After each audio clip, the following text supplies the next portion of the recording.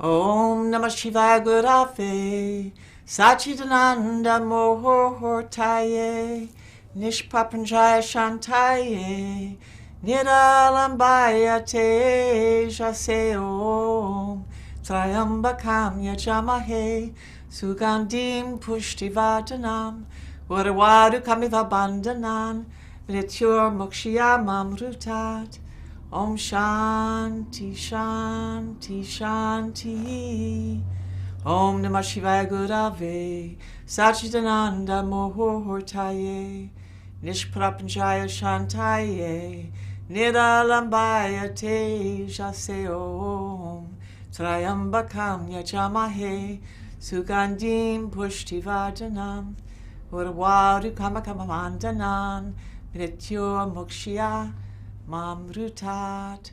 Om Shanti Shanti Shanti. Peace, peace, peace.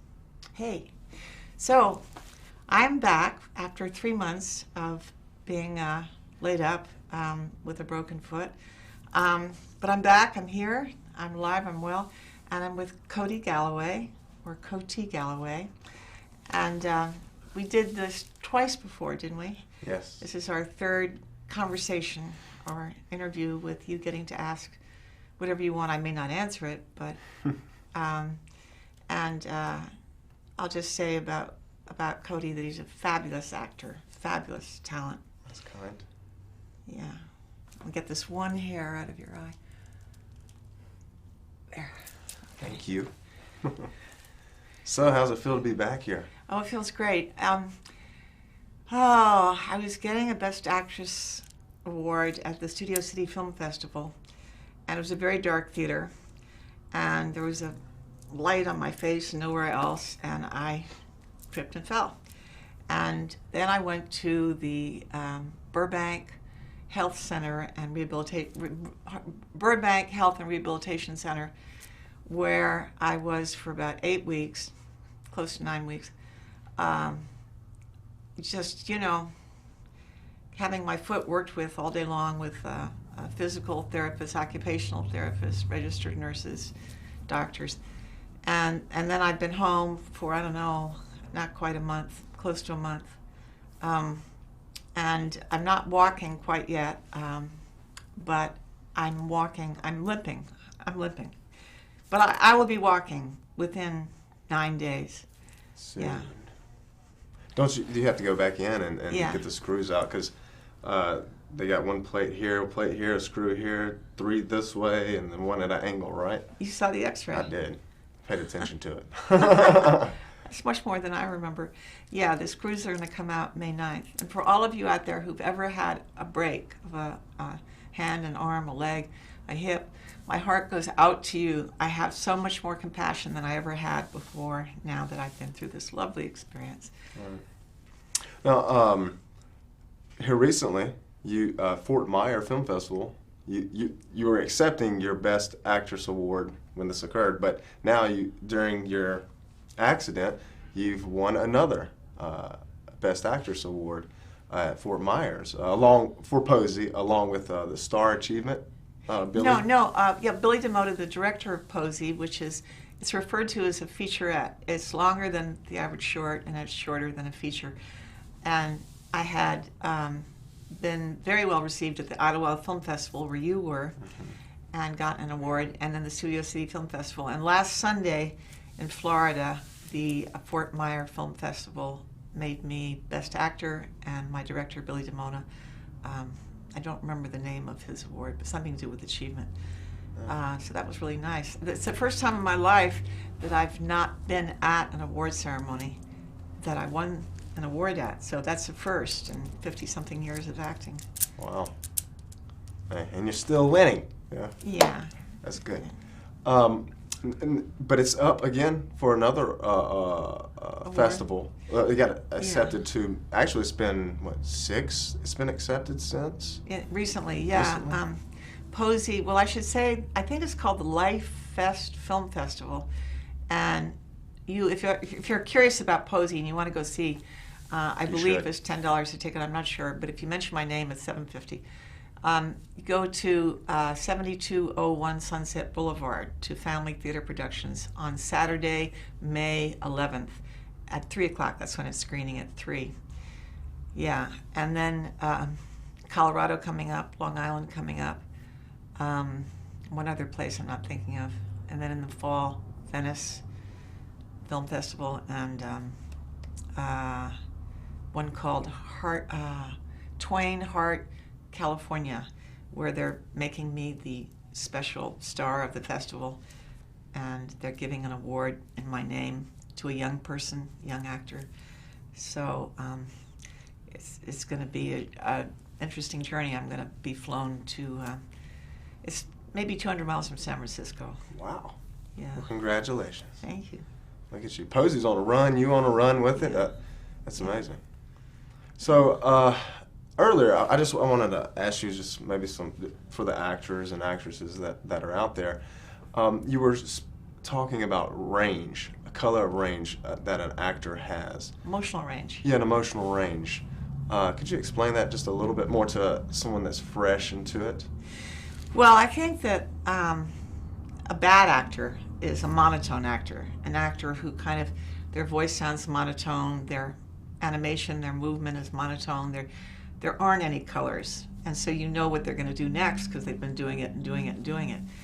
And I always tell actors, the acting coach part of me, you know, make sure you have a lot of emotional range. You can go from being very sweet and peaceful to being very excited and happy, to being furious and angry, to be crying and vulnerable and desperate, to being meditative and serene. And if you can do all of that in a 5-minute scene somehow, and maybe not as exaggerated as I did it, but if you can take a 5-minute monologue and cover all those different colors, then you have terrific emotional range. Now, I heard you today on the phone with Sprint, and you had, I'd say, at least 4 of those colors. You had the Southern charm, you're very sweet. You had complete and total rage. I wasn't in the same room, so I didn't see the tears. And then when you ended the conversation, you were at peace. So it's interesting to see if an actor can do that. I have an exercise I do as a teacher called the 1 to 40. And 1 to 10 is, 1, 2, 3, 4. Very excited, happy. 1 through 10, 10 through 20. 11, 12, 13, 14, 15, etc. Mm-hmm. And then 20 to 30 is tears, which I'm not going to do right this second, but I could if you paid me enough. And then 30 to 40 is, serenity and love, unconditional love, and oneness with the audience. So anyway, I feel it's very important for actors to have emotional range and to be able to pick on those colors, pull those colors out when needed, but to never be boring. Now, since you've been coaching for a while now, 35 years. 35 years. The actors that come in, are they mostly monotone, or are they sometimes they're just spread out and they have just one range, and you just how do you? Oh, I don't know. It just varies between the actors. I can usually tell inside of 2 minutes if an actor is really going to have talent or not, just by their physical relaxation, whether they have a sense of humor, whether they have a sense of drama, whether they have a good voice and a voice that projects, and a voice, like I said, that has many different colors to it, like a good singer. Singers make good actors because they have all these different colors in their voice. And Lee Strasberg, when he was alive, would have myself, and I was in class with Al Pacino and Bobby De Niro and Dustin Hoffman and all of us. He'd have us all singing the lines, to make us aware that as you were doing the lines, you could have all these different colors that you didn't know you had, because in everyday life, maybe we stay more level. Whether the actors, your question had to do something about, do I know when they come in?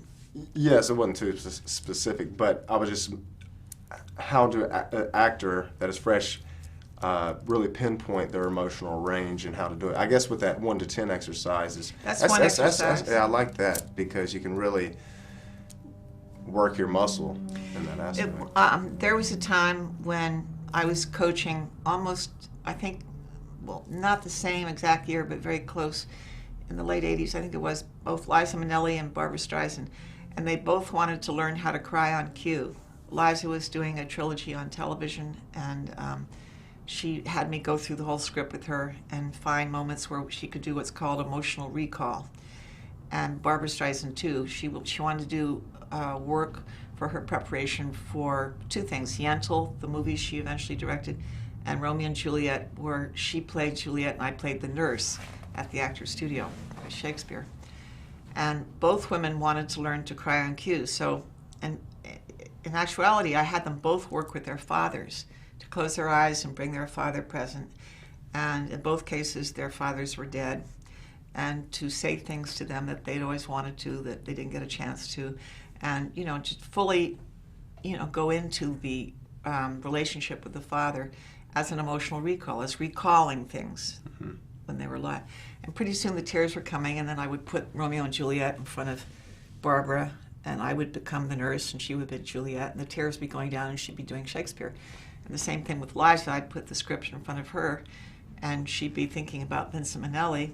And what she did in Vegas was she had a big screen with Vincent Minnelli on it, her father, and she sang to his face, and the tears came down her face as she was singing to him in her show.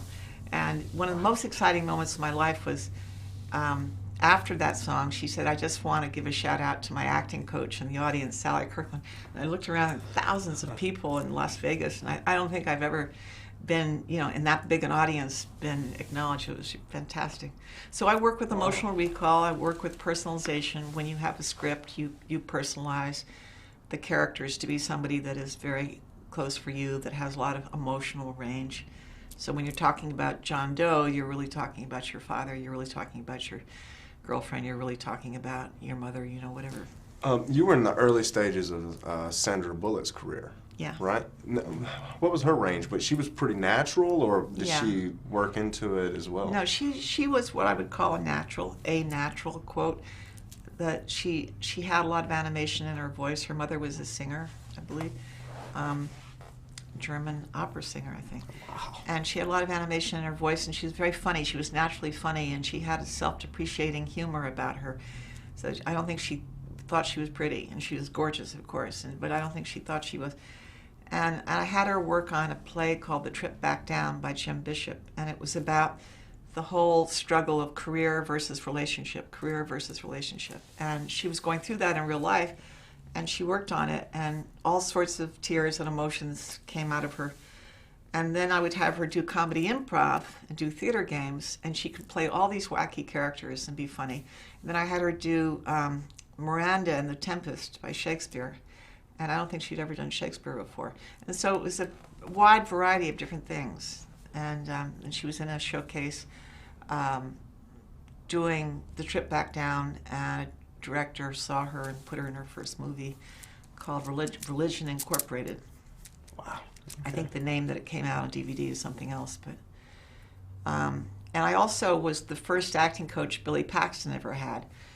And I was doing Sam Shepard's Curse of the Starving class, and my son, Gene Davis, Brad Davis's brother, Brad Davis, brilliant actor, Gene Davis was going to open with me, and the LA Times did a huge spread, and it was going to come out the weekend that we opened, and suddenly Gene Davis got the flu, or got violently sick, and couldn't go on.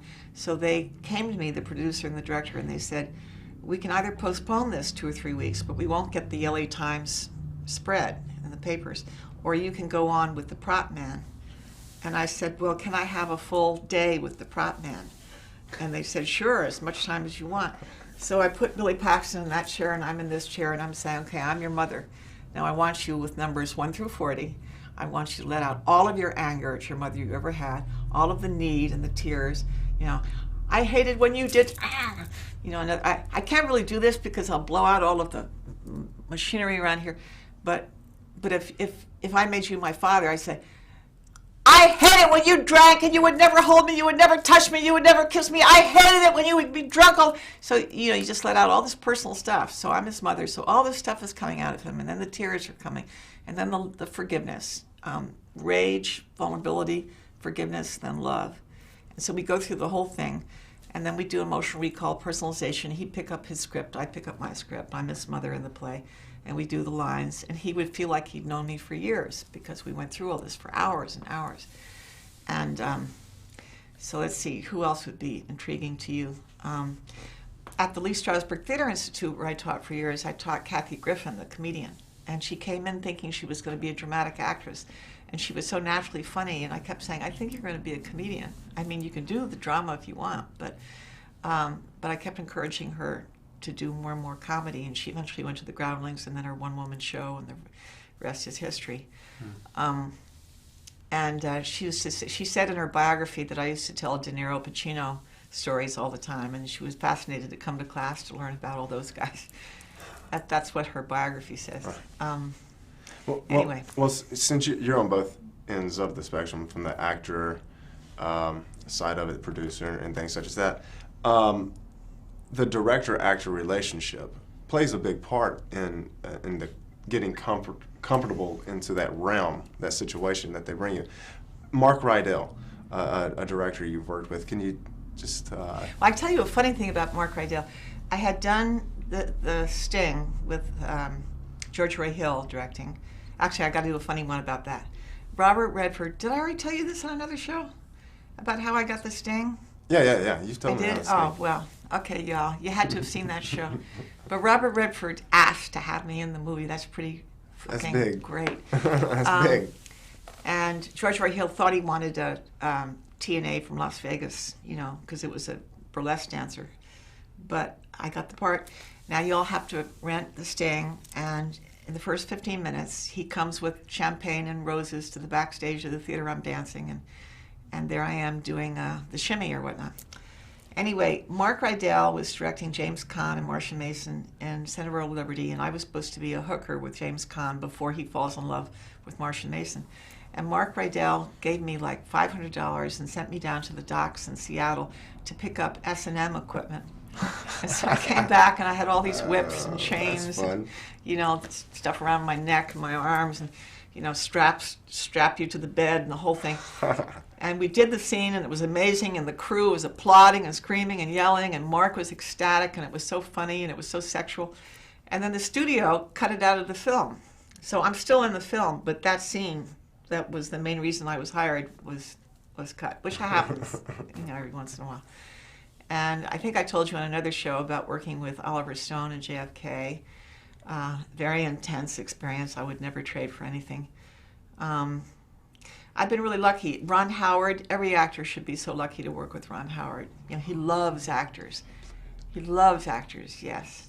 Well, write him a letter and tell him, And so Ed TV with Matthew McConaughey and Woody Harrelson and Marty Landau and Dennis Hopper and Ellen DeGeneres and Rob Reiner, and it was just a class act cast. And I got to be the mother of Matthew and Woody. And in that particular case, Ron Howard did a 45-minute audition with me. 45 minutes. He had a camera on me, and he would direct me, and then he'd stop and he'd change the direction. And he really wanted to know that I could take any direction he gave me. So that was like an amazing experience. I've been very lucky to have worked with all of these people. Well, I think it's the same with any actor or actress rising. You prepared yourself and fine-tuned yourself to when you came to the point as you was growing in your career, and they were able to take their time, put it into you, and know that you were going to do what you're supposed to do when they put you in the situation. Thank you. So that's why I'm very fortunate to be around you and gaining that wisdom and knowledge and the people that I've been placed around, and I can grow and prepare myself to possibly one day work with someone such as Ron Howard. I'm sure we're going to work together soon. Yeah. I'm sure. Yeah, and so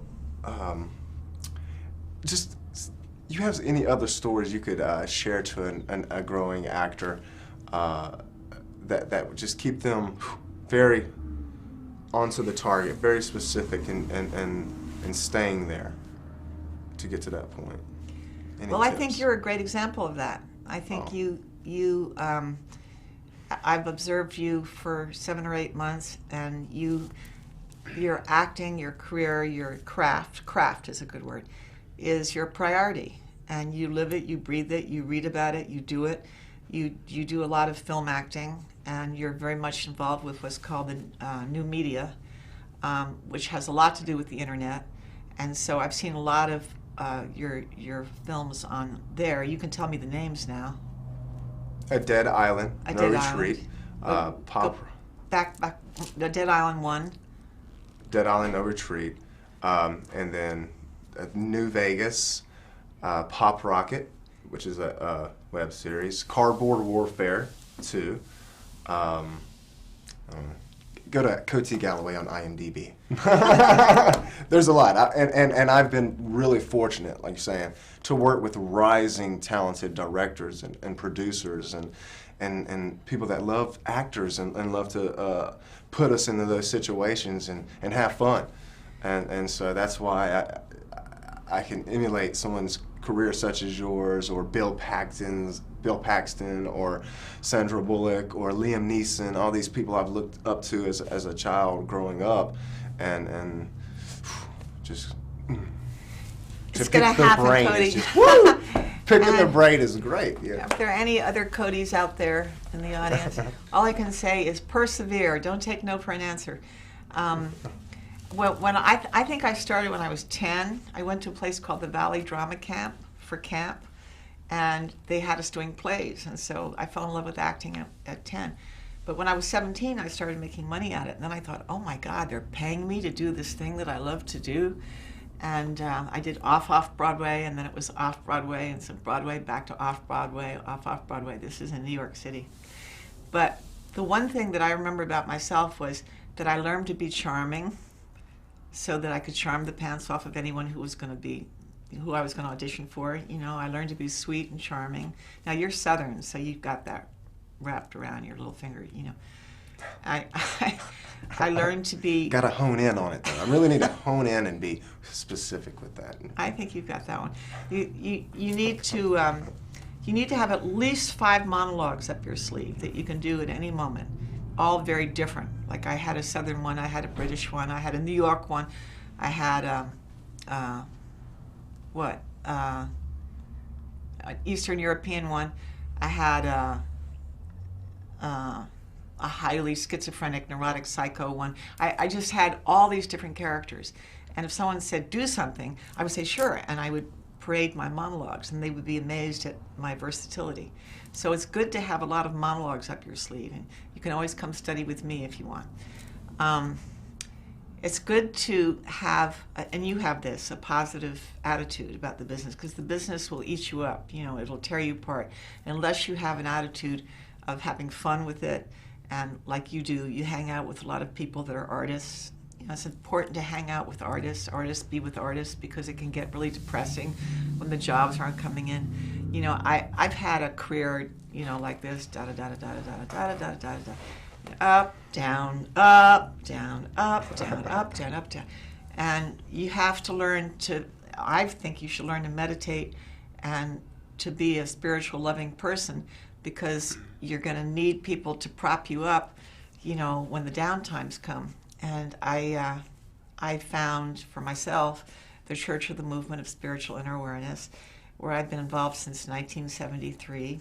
A wonderful man named John Roger became my teacher, and now I have another teacher along with him named John Morton.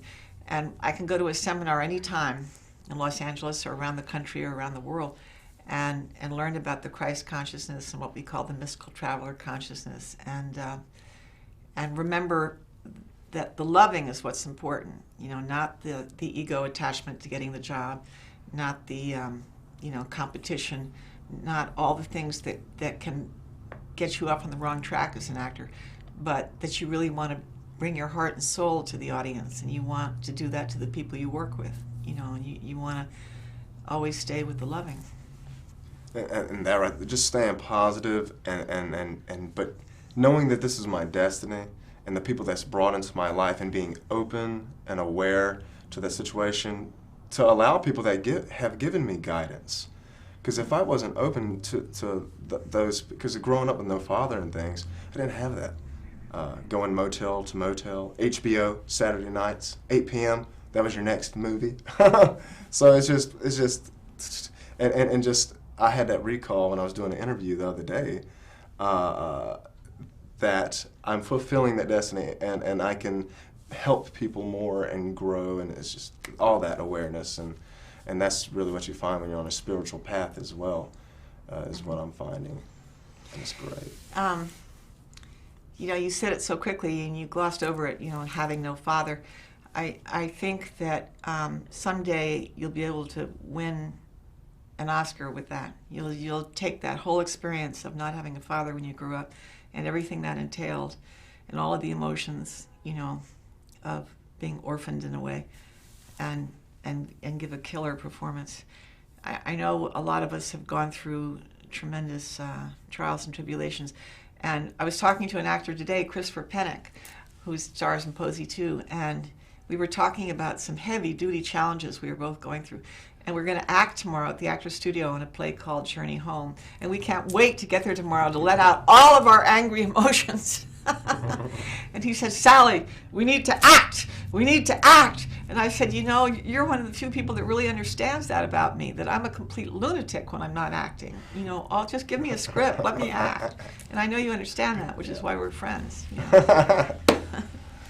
So we have 2 minutes left, and I just want to say to you all, I'm so glad to be back here in West Hollywood, sharing with you all. It's been a long 3-month period for me. And Wednesday, sitting in the, what did I say it was? The Burbank Medicare Rehabilitation Center? Burbank Healthcare yeah. Rehabilitation Right. Center. Treated you really well, too. Yeah, they did. Steve They really Ross. did. A shout out to them. But I'm really glad to be back, and I'm really glad to be with you tonight. And you are the next gen, as they say. Not the gen below me, but the gen below. You're the next gen.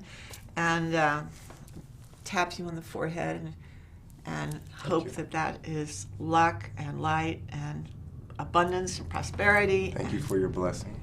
Thank you. Yeah, let's do a blessing. Father, Mother God, we ask just now for your light and love to surround, protect, and fill the city of West Hollywood. May we have strength and courage and abundance and prosperity and peace and joy and happiness and health, healing on all levels, physically, medically, mentally, emotionally, spiritually. And any negativity at all, Lord, please take it from us. God bless you, so be it. Thank you. Amen. Thank you. So,